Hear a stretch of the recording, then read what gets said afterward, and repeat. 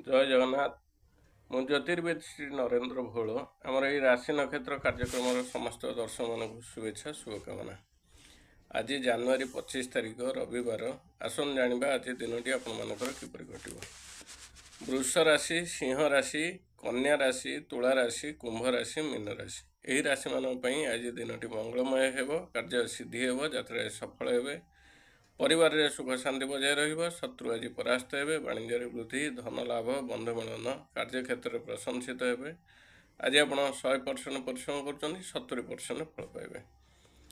तापर आसवा मेष राशि, बिछा राशि, धनु राशि यही राशि मानी आज दिनटी शुभ अशुभ उभय मिश्रित फल लाभ हो, कार्य सिद्धि हो, यात्रा सफल हेबे, परिवार रे सुख शांति बजाय रहिबो, कार्य क्षेत्र में कार्य चाप वृद्धि पाइब, शारीरिक पीड़ा पाइपारती, मानसिक दुश्चिंतार दिन कटिपे। आज आप 100% परिश्रम कर 50% फल पाइबे। तापर आसवा मिथुन राशि, कर्कट राशि यही राशि मानी आज दिनटी मंगलमय होना, कार्य हानि, यात्रा विफल, परिवार रे अशांति, मनोमालिन्य, कार्य क्षेत्र में कार्य चाप वृद्धि पाइब, शारीरिक पीड़ा पाइपारती, मानसिक दुश्चिंतार दिन कटिपे।